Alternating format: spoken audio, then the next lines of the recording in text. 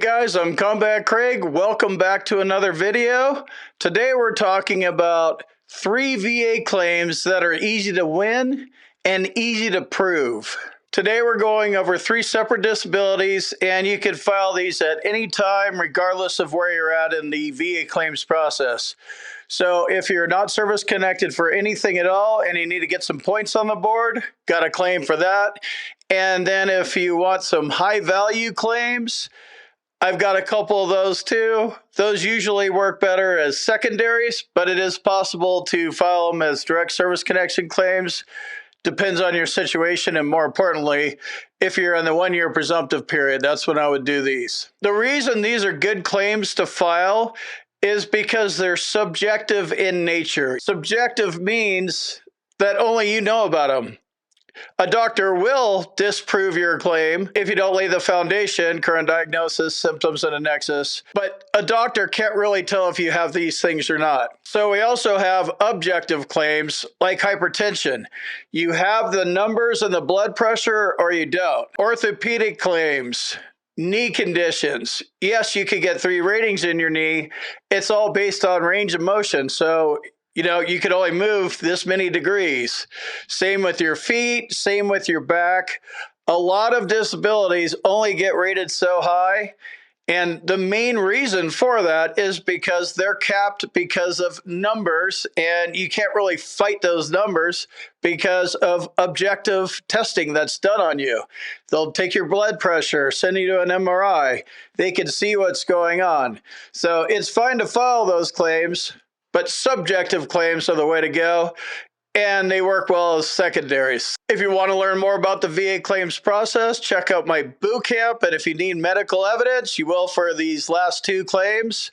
Hit up my med team. Links are in the description for you guys. So with subjective claims, a lot of doctors don't particularly like them because they can't, put their finger on it. Subjective claims definitely fit in this category. So if you show up and meet the legal requirements, current diagnosis, current symptoms, and a nexus, and file the claim, it doesn't matter if the VA likes it or not.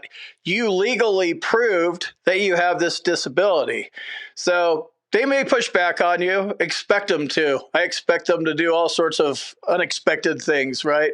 So they may push back on you, but now you're in the fight. You have a claim and it's solid. You can win it, and you can get points on the board and a higher rating, but you have to stay in the fight.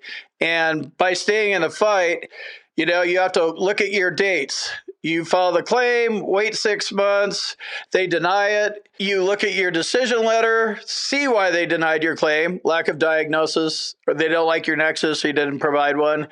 And then you can figure out which way you want to go in the appeals process. Higher level review if they just ignored your medical evidence from your private doctor, or a supplemental claim if you didn't have the medical evidence. And this could happen for a while too. You could do a higher level review, and then they come back with another decision letter about why they're going to deny you. And then you file another supplemental. So that's what I mean. It's different for everybody. They're not picking on you. This is just business, right? Veterans Benefits Administration's about money, and they're about keeping our money from us.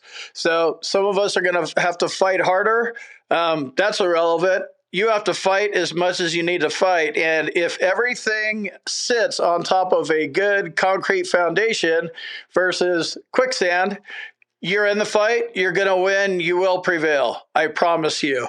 Look at the comments. And you guys see it. You hear people winning all of a sudden and stuff. It's because they're putting the effort in to getting the 3 things you need to establish service connection and win your claim. So today we're going to talk about 3 claims: tinnitus, migraines / headaches. They're all headaches, 8100, and then mental health claims like depression or anxiety. So we'll dive into tinnitus first, and tinnitus is a good direct service connection claim. And then migraines or depression, those are 2 different claims. Those are best filed as secondary claims. Also, tinnitus is only 10%, but it gets you points on the board, and you can attach the other 2 secondary to tinnitus. So this is a good strategy depending on where you're at in the VA claims process. A lot of people do this exact thing. They just can't get their orthopedic conditions service connected, so they file a tinnitus claim, file some secondaries, call it a day, hundo club, done. VA claims for tinnitus. So tinnitus is the ringing in the ears. We just deal with it. We're taught to suck it up and not complain about it. Then we get out of service. And by the time we're out of service, even if it's like a year or two, we're already really conditioned to not complain about it, and we have to live with it. So we've already started learning how to tune it out. If you're old like me and you're 50 and you've been dealing with it since you're 20, 30 years, I'm really good at doing things to mask tinnitus. It pisses everybody off around me, but I just have loud things on, loud music. I always have noise, fans, TV, music, you name it, some kind of noise, so I don't focus on it. That's just kind of what I do. So that's basically how tinnitus shows up, and it started in the military. And when you're filing your claim for tinnitus, again, I said this is a good direct service connection claim, especially if you don't have any points on the board to hook secondaries onto.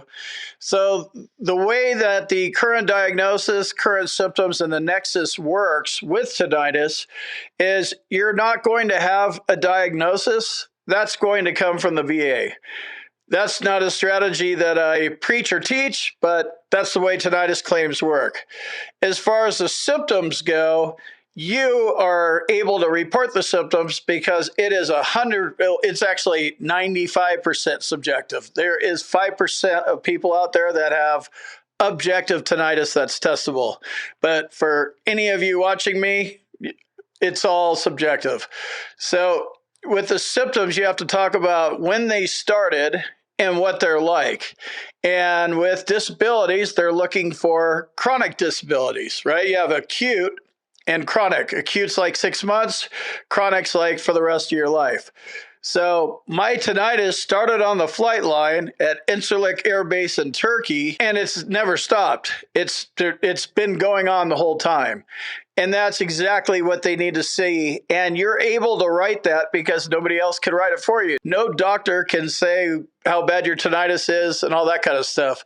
But they are looking for a date, and they're looking for symptoms throughout a long period of time. Now, the nexus part is how you establish service connection for tinnitus.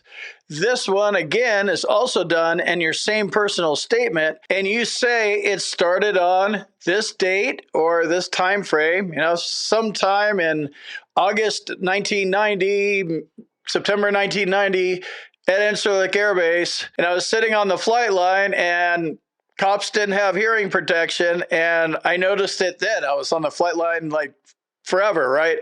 So you're basically saying this is when it started. Doesn't have to be an exact date. Give them a month or a little time frame, but you know when it started. If you were sitting on the flight line and you got tinnitus from it, you know when it started. So give them that date. So that's when it started. That's the nexus. And then I've had the symptoms. I've had the ringing, the binging, whatever it is for you. It's different for everybody. That's another reason why it's so subjective. It literally could be hissing and clicking or ringing, or we don't even know what it is. I say ringing because that best describes it, but I don't know what it is. I don't know where it is. It's just in my head somewhere. Subjective claim. So tinnitus is a good one to get points on the board, and you will fill out a personal statement. You are qualified to talk about the symptoms and the nexus. They are going to send you to a CNP exam. Expect them to send you to an audiologist. They're going to check your hearing out as well. And you'll either have no hearing loss and get not service connected, or maybe you'll get service connected. They'll give you some hearing aids and you'll get 0%. Which isn't bad. That's another way to get service connected too. You can start with hearing loss, but we're talking about tinnitus. So expect that.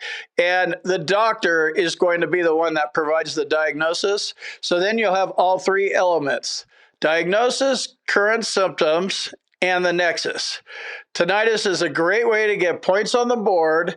And it's 10%, right? So it's 10%, whether you have it in one ear or both ears. Bilateral tinnitus is the same thing. It's just 10%. So you either win it or you don't. Once you have that one, then you can file secondaries onto it. And that leads me to the second easiest claim to prove, and that is migraines. So migraine headaches, if you think about it, you have absolutely no control over headaches. And when I say migraines, I'm talking about all headaches. They're all rated under diagnostic code 8100. So with headaches, you can't control when they're coming on. You go to the doctor, not even the C&P examiner, your regular doctor, if you're trying to get meds or do something for it, you don't know when they're coming on. They just hit you, right? That's what makes it subjective. It's a constantly moving target. Sometimes it's worse for some of us, and sometimes it's tolerable. I would say for those guys, you're probably masking some other stuff. Look into it. But a doctor or the VA, nobody can say how much it causes you to lay down, miss work, interfere with your social life, all that kind of stuff. So with migraines, it comes down to the word prostrating, which means to lay down. So how many times a week do your migraines cause you to lay down? Like you get auras and halos and you're at work or wherever you are and you just stop. You have to go home. You have to get a ride because you can't even drive. You can't even deal with light. Light sensitivity is constant with migraines. So how often is that happening? And that's where the rating comes from. If it happens once a week or more, that's 50%. And then it's once a month, every couple months. So the longer the spells are between the migraines, the lower the rating is. And if you're hearing this for the first time and you're like, I have a 0 or 10% rating for migraines, that seems low because I get them once a week. You need to go look at get your VA claims file and go look at your old C&P exam and see what happened. And you're going to see that somehow the doctor, whether you reported it or he just kind of did it wrong and screwed you, somebody wrote in there that they didn't bother you that much and it was like every few months, even though it was once a week. So if that's your case for migraines, file a supplemental claim and you're going to want to prove that you have worse symptoms now. So definitely go to a doctor. And if you're already service connected for migraines, you don't need a nexus or a diagnosis, but you do need them to fill out a DBQ and write it, right? They have the power of the pen. They're able to make a medical opinion and say, yep, he has them once a week, and they cause them to lay down. He could say words like prostrating. That's a doctor word. Not really a good word for veterans. We're laymen. We're not really supposed to use doctor words. Not supposed to diagnose ourselves, even in the case of tinnitus. And each claim is different, but it's always better to have your doctor on board. Another thing you could do is keep a migraine log. This is definitely not a replacement for an actual DBQ filled out by your doctor, but it is good supporting evidence because here's the log. You go into your C&P exam for your reevaluation or your initial claim or whatever it is. Oh, okay. Hey, Craig, when's the last time you had migraines? Stand by. Pull it up on your phone. Well, I had them last Monday and I had them the Friday before. And how far back do you want me to go? I have years worth of this stuff. Migraine Buddy is a good app for this. There's plenty of apps. You can write it down if you're, like writing stuff down instead of using apps. But make sure you have a migraine log, and that's a good place to reference it. Remember, you're going in there to be reevaluated for migraines. This is just kind of a good, well, strategically placed timing kind of thing, if that makes sense. When you're asked, when was the last couple of onsets? You just pull it up and show it to them. There it is, dates, times, everything. That's when it started. That's when it stopped. So that's how migraines work, and the ratings are 0, 10, 30, and 50. So if they hit you more than once a week, they call it prostrating, which makes you lay down, and then there's verbiage in the law that says severe economic inadaptability, which means it severely interferes with your work. So that's what needs to be happening too. Makes sense. You already know this happens because if you're at work and then you have to stop and go lay in your boss's office or have your spouse come pick you up, that's a problem at work, right? If you want to learn more about the VA claims process, check out my boot camp. And if you need medical evidence, hit up my med team. Links for both are in the description. All right, let's go on to the third easiest claim to prove and win because it's a subjective claim, and that's mental health. All mental health disabilities fall under mental health. They're all rated the same, whether it's combat PTSD, anxiety, depression, somatic symptom disorder. There's about 150 of them. They're all rated the same because the symptoms are all very similar. So this is a good one to file secondary to tinnitus. Earlier on in the video, I said a lot of people go this way. They have migraines and they have depression. So if you think about it, the tinnitus, if you don't tune it out well, or actually the way the VA kind of looks at it is you've been tuning it out, it's a problem. You have all this noise, it's caused divorces, it's caused problems at work because you got to have Van Halen cranking all the time.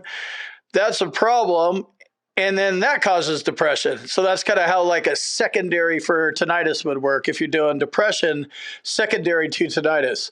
So with mental health claims, they're all rated the same, and you have ratings based on the severity of your symptoms. So you're going to need a current diagnosis of whatever mental health condition you have.